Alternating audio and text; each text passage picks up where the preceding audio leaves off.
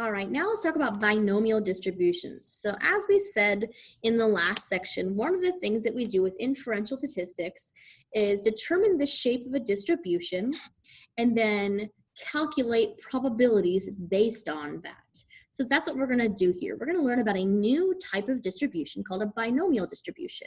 And once you understand what the binomial distribution is, you'll be able to calculate probabilities from those binomial distributions. So the first part here, what is a binomial distribution? A binomial distribution is a distribution in which the events can be either a success or a failure. So the key features of a binomial setting is that first we need to know the number of repetitions. Know the number of repetitions. How many times are we going to repeat this thing? Second, we're going to know the probability of success or failure at any time.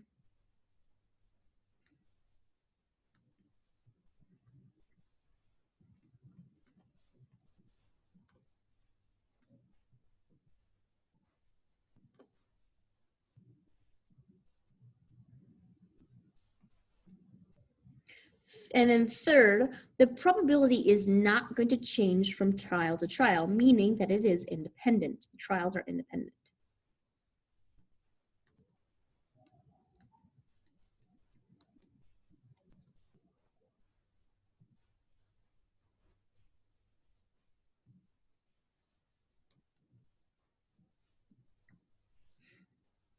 So we're going to talk a lot about a binomial event. So a binomial event is actually a set of multiple trials within a binomial setting. And a simple event or outcome is a single trial within a binomial setting. So let's talk about this binomial setting. It's very important that you know for sure that you are in a binomial setting before you try to use any properties of a binomial distribution to calculate your probabilities. So if we're in a binomial setting, then all four of these things will be true. Number one, there will be a set number of n identical trials.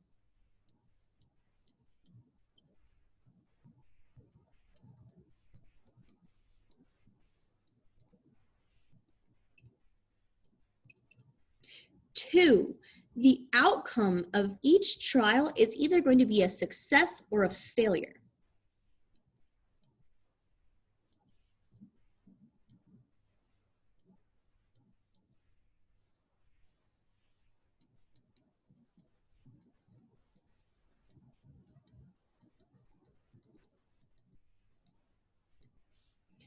Number three, the probability of success on a single trial is P.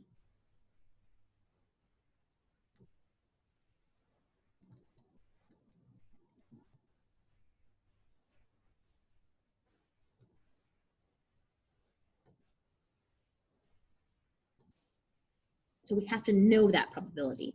And four, the trials are independent. Meaning if one trial has already occurred, the probability of another trial happening a certain way is not going to be any different than it was for the first trial.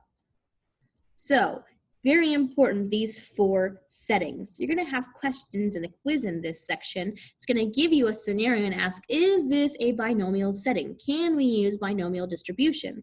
And these are the four properties you're going to look for. If any of these four properties is not met, then it is not a binomial distribution. Okay, so moving on from that, we have this binomial notation. Very similar to the normal notation that we saw last semester, normal with the mu and the sigma in here. That meant that we had a normally distributed population with a mean mu and a standard deviation sigma. So for binomials, the notation looks like this, b parentheses n comma p, where n is the number of trials, and that has to be a fixed number. We know before we even start that we're going to do n number of trials, and we have to know p the probability of success in each trial.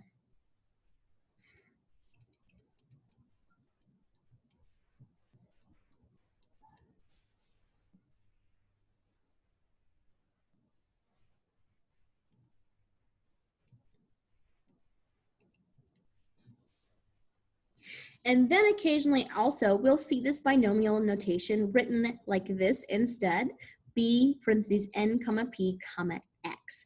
N and p have the same meaning, and x is the number of successes that we're going to look for in n trials.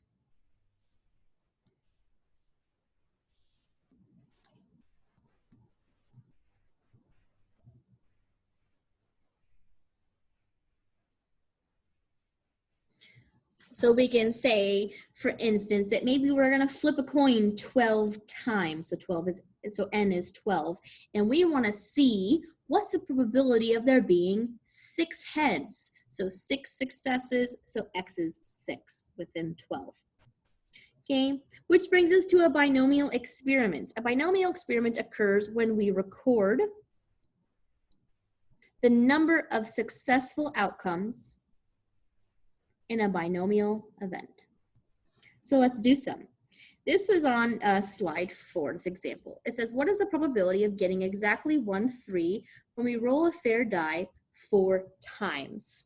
So that's the binomial distribution where n is 4. We're going to repeat this trial 4 times. The probability of getting a 3 in one trial is 1 out of 6. There's 1 3 out of 6 sides on our die. And we want to see how probable it is for us to get exactly 1 success out of 4 trials. So there's our binomial notation there. So let's see, how could this happen? We could get a 3 on our first roll, so a success, and then not get a 3 on our other 3 rolls. So success and then fail, fail, fail. We could get a success on our second roll and nowhere else. So 1 success, 3 fails. We could get a 3 on our third roll, or we could get a 3 on our very last roll. Those are the only 4 ways that we can roll exactly 1 3 out of 4 rolls in a standard die. So let's talk about this probability. What is the probability that x equals 1? What is the probability that out of 4 trials we get exactly 1 success? So let's talk about just one of these successes right here. We have SFFF. So what is the probability of that happening? Well, the probability of a success is 1/6. And then we have a failure. The probability of a failure getting any number but a 3 is 5 out of 6. There's 5 numbers in a die that are not the number 3 out of 6. So we're going to succeed and then fail, and then we want 2 more rolls where we do not get a 3. So this here indicates a probability of just this one event happening here. Success, fail, fail, fail. Notice for these other events that also satisfy this requirement, the probability is exactly the same. For this one, it would be 5 6 times 1 6 times 5 6 times 5 6, which is exactly the same as the one that is up here.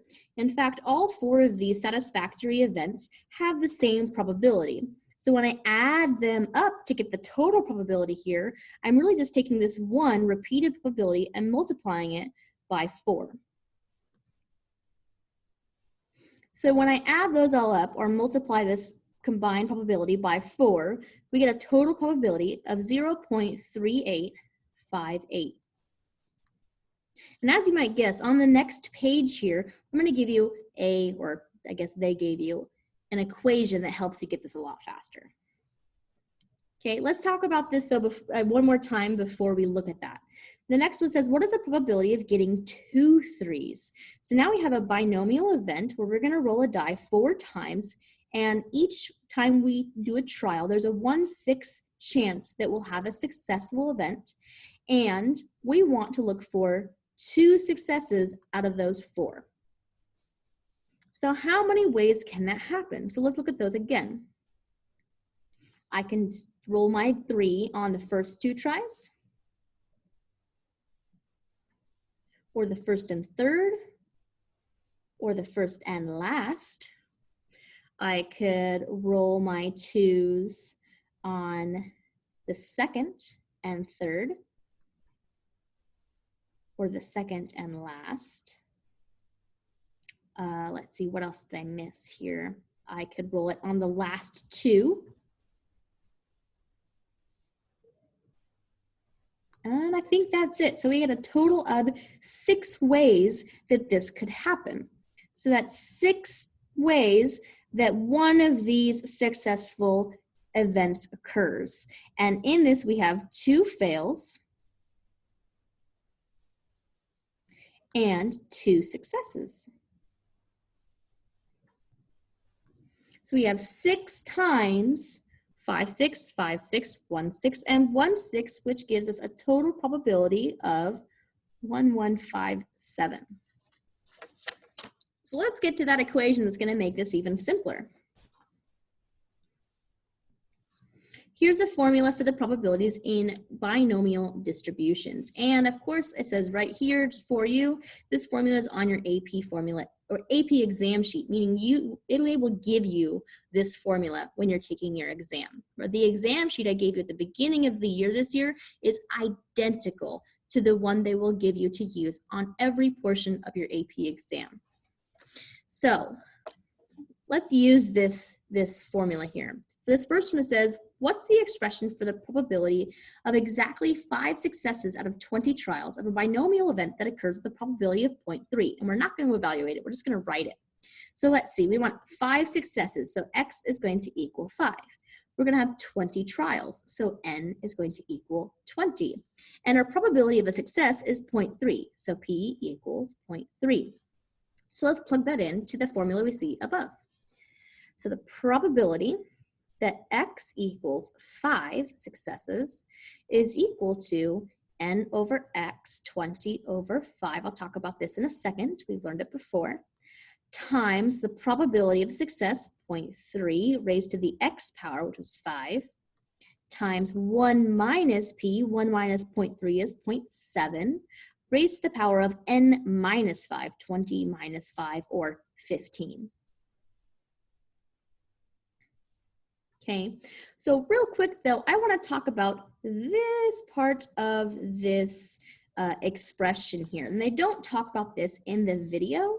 I guess they just kind of assume that you remember it from when you learned it before. So 25.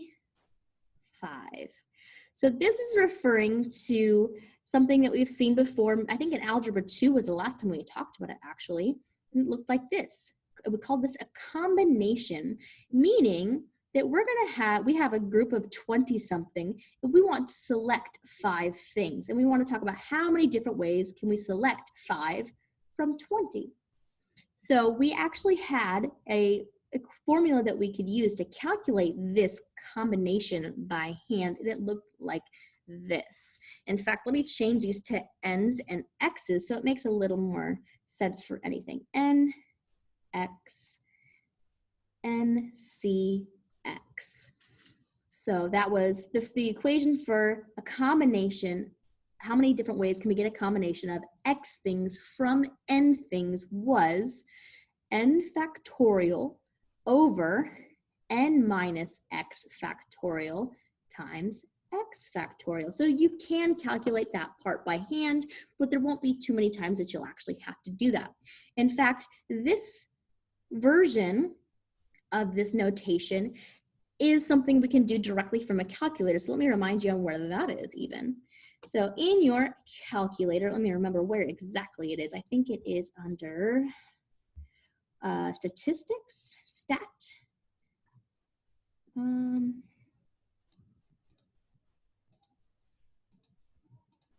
Math, it's under math.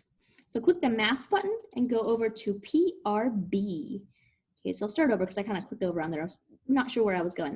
You click the math button, and we're going to go over to PRB, probability, And right there, third one down, you can see it. There's that NCR. So if you ever need to find something like this and this notation, it's the same thing as this option in your calculator. So you don't even have to remember that formula too often. So NCR, if I click that, it should give you, whoops, that's not what I wanted. Depending on your calculator, it could give you, I know on my newer one, it gives me little boxes here and here. I just kind of fill in the numbers that I want. On this calculator, you can tell it's a little bit older, so it's going to want the numbers before and after it. So I need to go back and put that N to get 20 over 5. Let's try this. So 20 math over PRB NCR, and then 5, okay? So this is the way that this older calculator wants this formatted, 20C5. So you have to kind of type the N and the R in there separately. And then I hit enter and it gives me that number. So there's 15,504 ways that I can select 5 things from a group of 20. Crazy. If we had to use this formula over here, that'd be pretty big. If you come back to these ones that we did by hand, though, it actually was not very difficult at all. But if I use this function in my calculator, you can see it gets you the exact same thing. I'll show you. So for this one, we were choosing 1 from 4. So 4, NCR 1, enter. And we get 4, just like we had here, 4. There were 4 events that satisfied that thing we were looking for. Okay, and then we can do the same thing here. What about 4 and 2? So 4, oops, PRB C2. 6, 1, 2, 3, 4, 5, 6. We had 6 satisfactory events there, and our calculator tells us the exact same thing. So that's how that works. But like I said, you won't have to do this too often, and you definitely won't have to do this too often either. So I just wanted to remind you of that. That's where that comes from. Okay, so let's go ahead and talk about how can I use my calculator to do this even easier. So let's go back up and talk about this thing that we just wrote down. So this was the expression for the probability of getting 5 successful outcomes out of 20 for a trial that had a 30% success rate, right? And so we could put that all in and try to get it by hand, but our calculator has an even faster way to do it, and the directions are right here. So let's walk through it. We're gonna go to our calculator and hit second DISTR distributions. So that's here, second. And DISTR is above VARs, so click VARs. And it says we're going to scroll down to Binomial PDF, and it's way down there. There it is. So we want Binomial PDF. If you haven't noticed by now, there's lots of PDF, CDF, PDF, CDF. These are all the different types of distributions we have learned about and are going to learn about. PDF gives us the probability of a single value, and CDF gives us a probability for a range of values. So we want binomial PDF, the probability of a single value in a binomial setting. I'm going to click enter. And depending on your calculator, it might just send you straight to your screen and ask you to put this in by hand, or most of calculators will prompt you through this like this. So trials, how many trials are we going to do? We said we were going to do 20 trials. P, what's the probability of success? It was 0.3. And X, how many successes are we looking for here? We're looking for 5. So the probability of getting 5 successes out of 20 trials, the probability of 1 success being 0.3 is 0.178863. So that was binomial PDF, single value, not a range of values. 20, 0.3, 5, and it equaled about 0.049. Is that what I had? No. Why does it think different here? Oh, 0.1789. Look at the next one. 0.1789. Okay, let's do one more like that. A basketball player is known to be able to shoot free throws with 65% accuracy. Oop, probability of success, 65%. If she shoots 100 free throws, so she's gonna do 100 trials, what is the probability that she'll make 70? She wants 70 successes. So we have a binomial setting with 100 trials. A probability of success is 65%, and we want to have 70 successes. So what is the probability that X will equal 70? We can use our calculator to do this. They don't ask us to give the expression, so let's just use our calculator. And our calculator will put in binom PDF for 100 trials, a probability of 65%, and 70 successes. So go through that process again on your calculator. Second, DISTR, distributions, all the way down to binomial PDF. You might even note it's option A, so you can hit alpha A to get there faster. Boom. And we're gonna do 100 trials this time. A 65% probability, make sure you get that decimal in there. And we want 70 whole successes. Bam, bam, bam. The probability of that happening is 0.049. So you've got about a 5% chance of making 70 out of 100 free throws. All right, so as I said before, PDF in those distribution menu means we're looking for the probability of a single event, a single value happening. For CDF, we're looking for a range of values. So anytime you want more than one value, you want a range of values, and we're going to use those CDF buttons instead of the PDF buttons. That's the only difference. So let's do this. It says for B 20.3, so that means N is 20 and P is 0.3. What is the probability that X is less than or equal to 10? It's a range, so we're going to use binomial CDF. So I'm going to go to that same menu and choose binom CDF in a minute. And our number of trials, it'll prompt us as 20. The probability is going to prompt us also as 0.3. And then it will say X. Let me show you. Second, DISTR, binom CDF. Option B.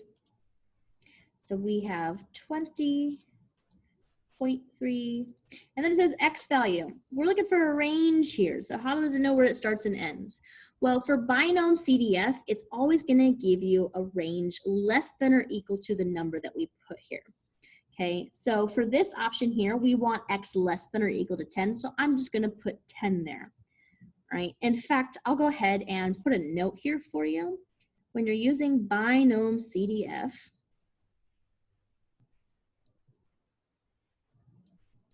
it always wants N, the number of trials, P, the probability of success, and then the X it asks for is always going to calculate for the probability that it is less than or equal to that number. Okay.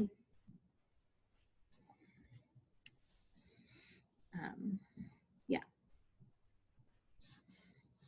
So I'm just going to go ahead and put X in there, or sorry, 10 in there. No big deal. And we'll talk about how we can find probabilities of intervals that are not just less than or equal to, you know, between 2 and greater than, and things like that. So let's go back here, put in that 10, and there it is, 0.982855185. So that is about 0.9829 if I round to 4 decimal places. Okay, so that's pretty straightforward. So now let's talk about how do I get a range of values? It doesn't start at the far left side. What if I want between 2 values? Well, I've done this before. All I'm going to do is I'm going to take the larger of these probabilities, the 10. So binom CDF for 10,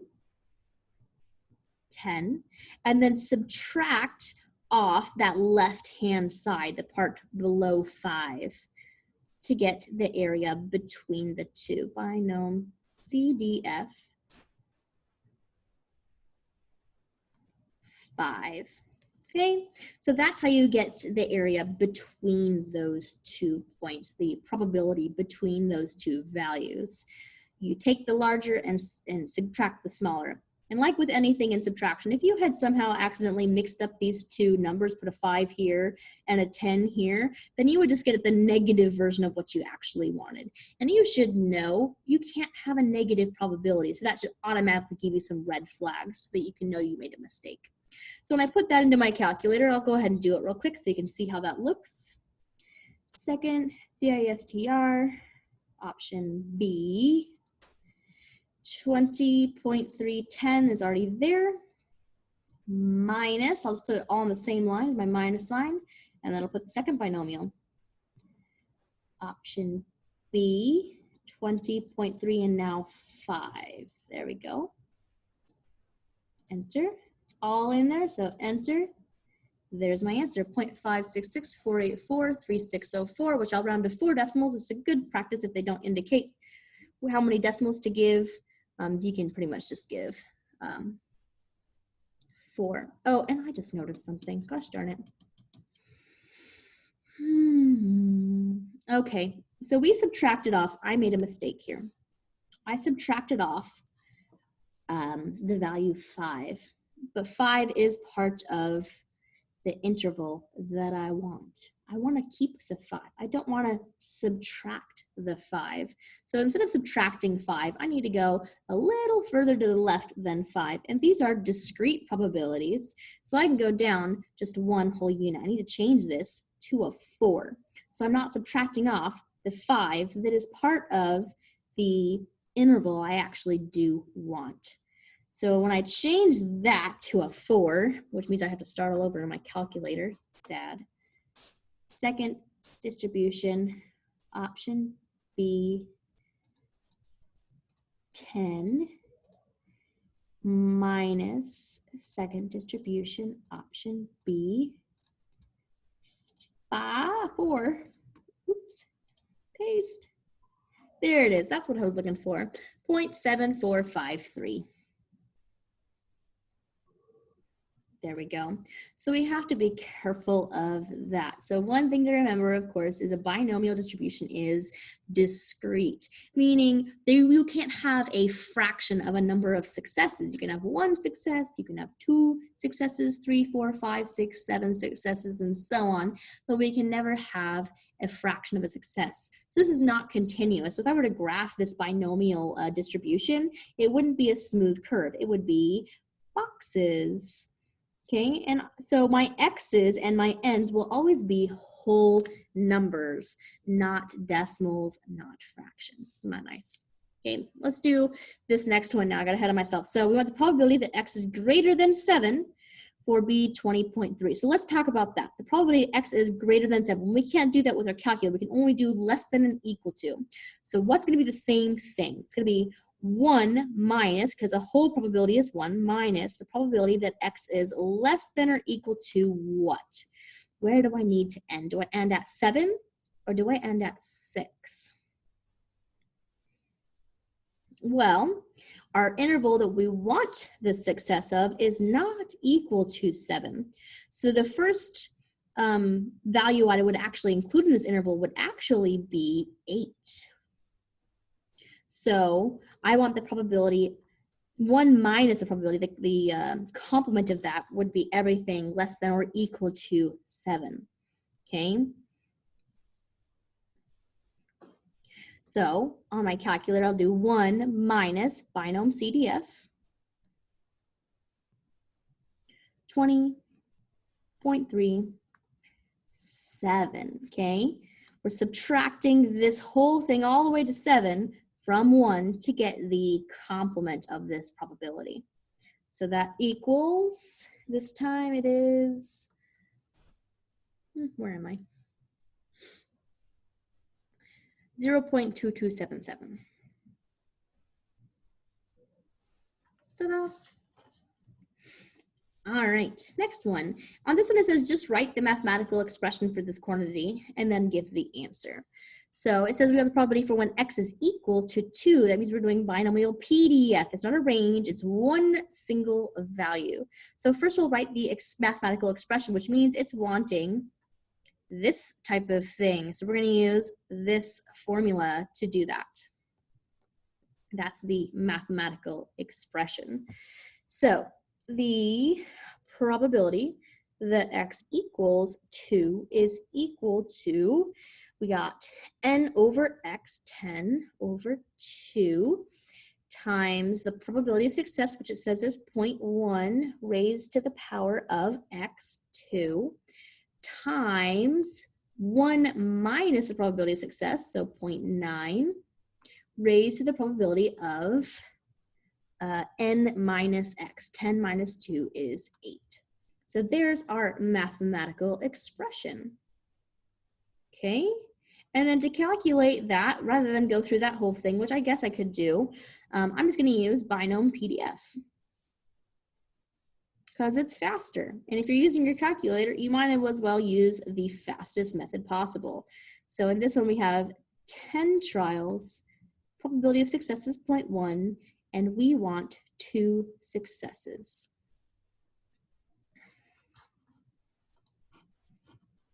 So second, DISTR, option A is Binomial PDF, 10 trials, 0.1 success chance, 2 successes please, it's 0.1937.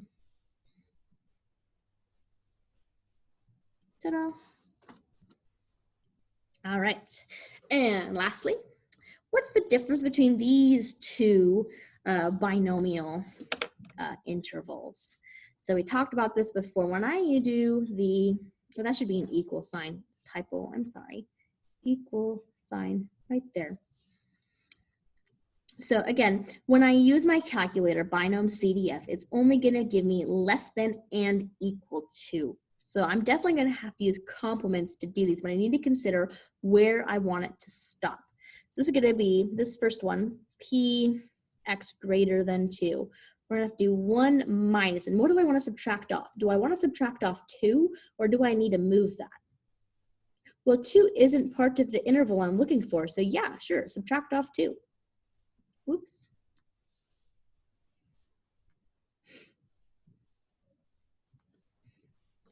So you can even think of this, if it's helpful, as a number line.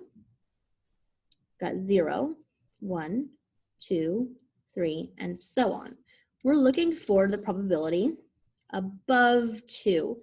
So above 2. So the complement of that should fill in the rest of this timeline.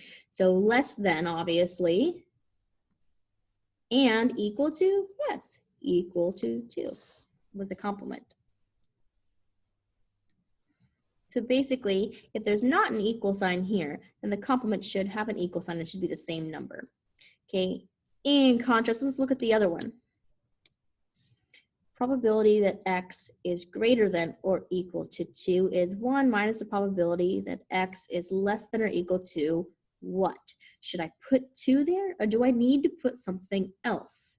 So 2 is in the interval that we want, so we don't want to subtract it off. So again, we're looking for the probability that we are greater than or equal to 2. So I need to subtract off everything else. So this is discrete. So the next one to the side, this side, is actually going to be the number 1. So I have to change that to a 1 for that reason. Okay. So both of these, we're just going to do binomial CDF. So 1 minus binomial CDF. Now that I figured out the interval that I want, n is 10, p is 0.1, x is 2. And on this one, we do 1 minus binomial CDF, 10.11. Slight difference there, even though they look so similar, that that interval, that inequality symbol having an equal sign really changes a lot for these probabilities. So for the first one, you put that in your calculator, you get 0.0702, and the second one, you get 0.2639. Huge difference. Crazy, right?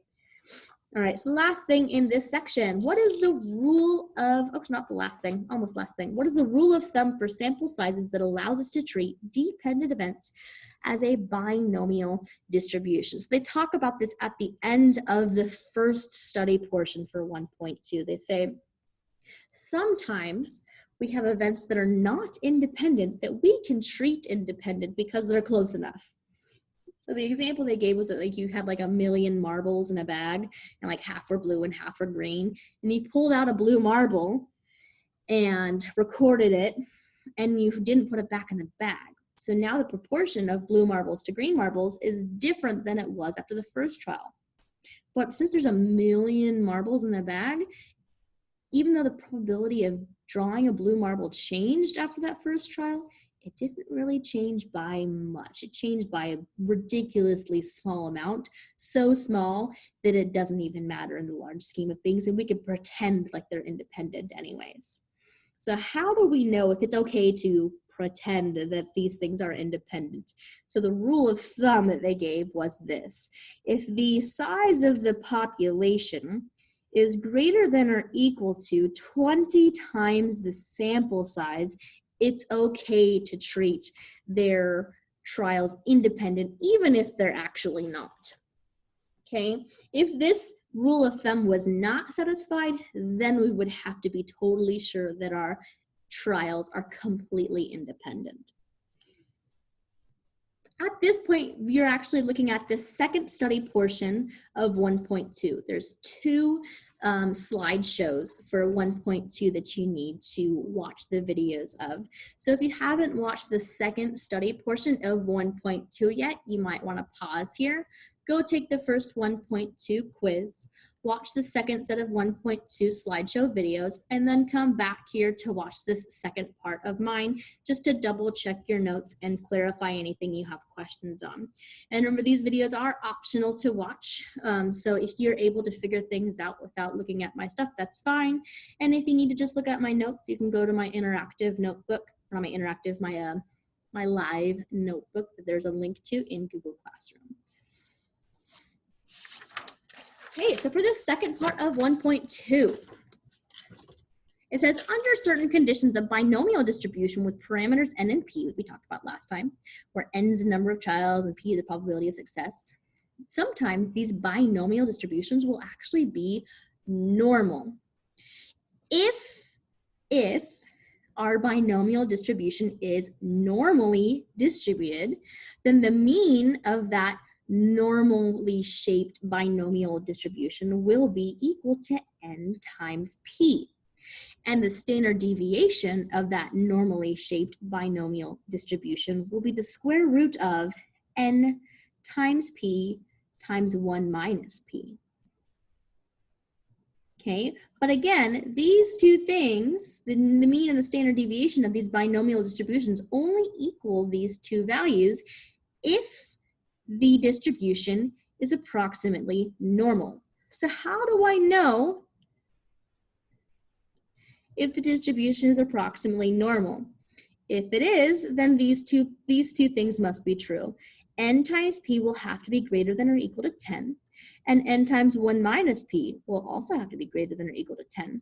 As long as these two conditions are satisfied, we can use these formulas for the mean and the standard deviation, and we can treat our distribution as a normally distributed curve, which means we can use things like normal PDF and normal CDF, and we can use the standard normal table that we can use on all parts of our AP exam. So that's awesome. All right, so since we're talking about using that standard normal table, remember that standard normal table only has standardized values for normal distributions. So how do we standardize values? There it is right there. We talked about that last semester. So if you have a value in a normal distribution that you need to take the probability of, and you want to use that normal table because you can't use your calculator on all parts of your test, this is how you normalize that score. We'll do some some problems where we do have to do that as well.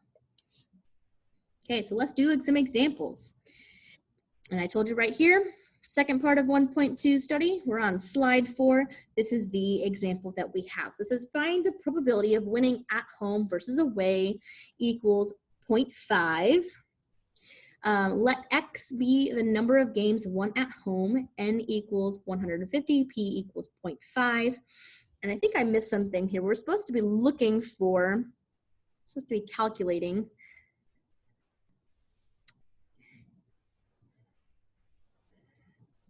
It looks like P X is greater than or equal to 88.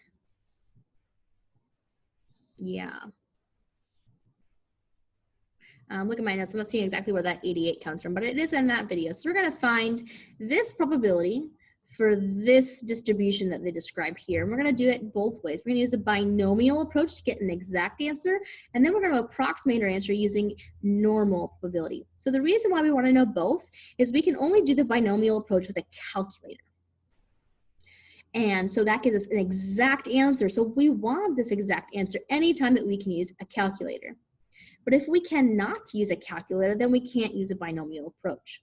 If we cannot use a calculator, then the best we can do is approximate the answer using a normal curve. So let's start with the exact answer. So it looks like here we have a binomial distribution with N is 150 and P is 0.5, and we want to find the probability of getting 88 successes out of 150, or greater than or equal to, I should say, 88. I'll write it this way.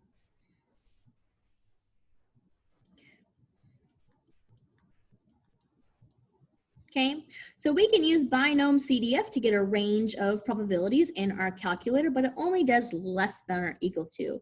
So I'll have to change this to 1 minus the probability that X is less than or equal to something, and I have to decide where that's going to start. It's not necessarily always going to start at 88.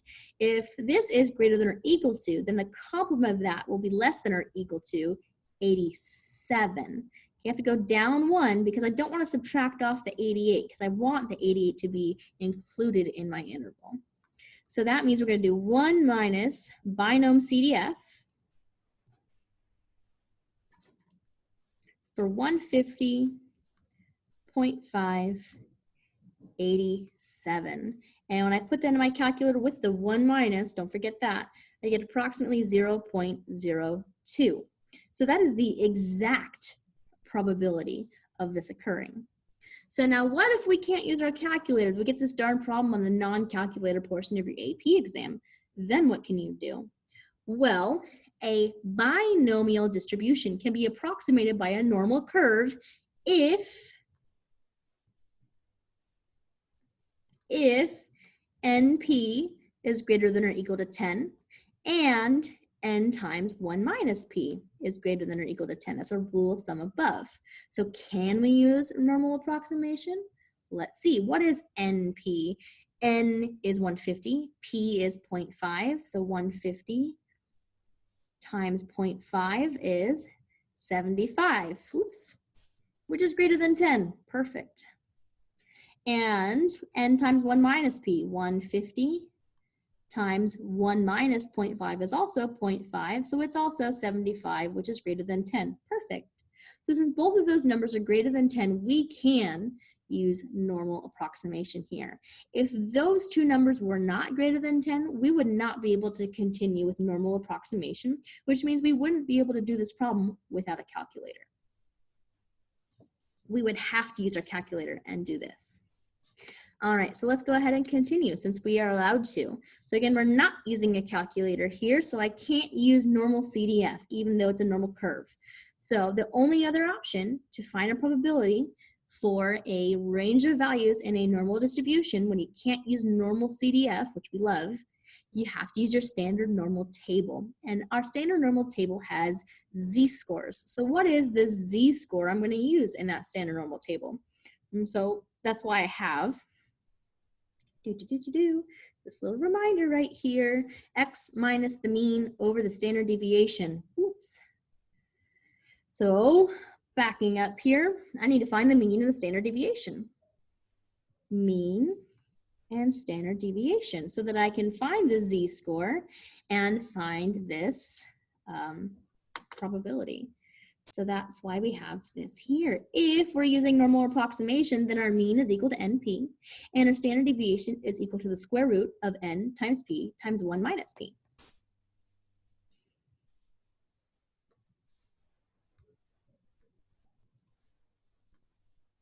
So plug it in. N times P was 75, so the mean is 75. Standard deviation is the square root of that N times P, 150, times 0.5 times 1 minus P, which is also 0.5, and that is 6.12. So now I can standardize. We're going to need some room here, just so you know. Okay, now we can standardize that score. We want the value X to be 88, right? That's the value we're looking for in a range. But we're going to subtract our mean and divide by our standard deviation. When I do that, we get a z-score of 2.12. So that means that the value 88 is the same as 2.12 in our standard normal table. So let's go back to our standard normal table. Here it is. And find 2.12. So I got my negatives. There's my positives. 2.1, 2.10, 0.1, 0.2, right? That's, yeah, our 2 in our hundredths place. 2.12 right here, 0.9830. 0.9830. So the probability that it is less than or equal to that is 0.9830. So we want, though, the probability that it is greater than or equal to that. That's what the problem was. So we need to do 1 minus the probability that z is less than or equal to 2.12. Which was, what was it again? Oh, goodness. 2.10129830.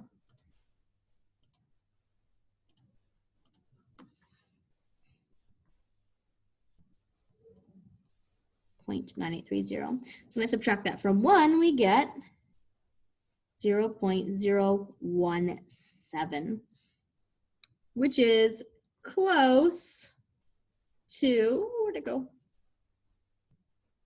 The exact value. Remember, the exact value was 0.02. The approximate value based on normal approximation is 0.017. So it is off by a little bit, but it's really close. All right, and last part for 1.2, continuity correction.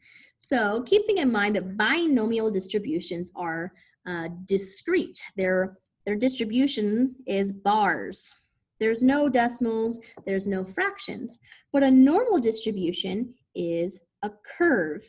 For every value between the min and the max, there's an associated probability. For all fractions, for all teeny tiny little decimals, there's something there. So we have this thing called continuity correction, meaning because we're approximating a discrete probability based on a continuous probability,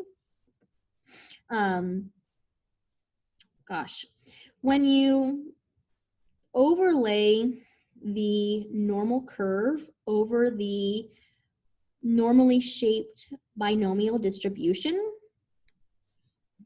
the curve kind of follows the left-hand side of these rectangles. So when I use this to calculate things, like if I was going to calculate the probability of something being less than or equal to this bar here, maybe this bar is the value 10. On our normal curve, 10 is actually, like, it's basically over here. So in order to correct for that kind of, that variation in type of distribution, we actually correct our intervals by a factor of 0.5. So basically what you do is you add 0.5 to upper bounds and subtract 0.5 from lower bounds to calculate binomial probabilities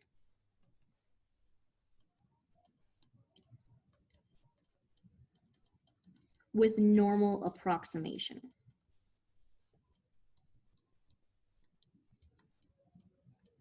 And that just gives us an even more accurate answer.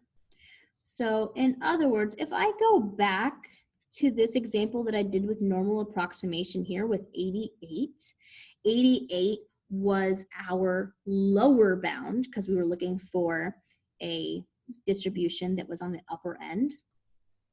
I could actually make this more accurate than the answer we got here because it was off by a little bit by subtracting 0.5. And instead of using 88, I would use 87.5. In fact, real quick, let's just go ahead and do that. If I did, I'll just use a calculator for this. If I did normal CDF from 87.5 instead of 88 to infinity, we'll put in a giant number in our calculator. And this thing had a mean of 75, had a standard deviation of 6.12. Let's see if we can get closer using that continuity correction to the exact value, which was 0.02. What is it? Come on, calculator, help me out. So we go to our distribution menu, second vars to get to that distribution menu. We want normal CDF. Our lower bound is 87.5, not 88. I subtracted 0.5 from my lower bound because I want to use a normal approximation to approximate a discrete probability, a binomial probability. Our upper bound is actually infinity, so I can't put infinity in my calculator. Let's put like a gajillion in here. Our mean was 75, and our standard deviation was 6.12. Enter. Look at that. So without using the continuity correction, we had 0.017. When I did use my continuity correction, I have 0.02055, which is way closer to the exact probability of 0.02. So that's why we have that continuity correction. It's not super, super important, but you can get some brownie points on your AP exam if you remember to use that continuity correction. You won't get it wrong if you forget it, but you'll get an even better score if you can remember that. So that's a great thing right there.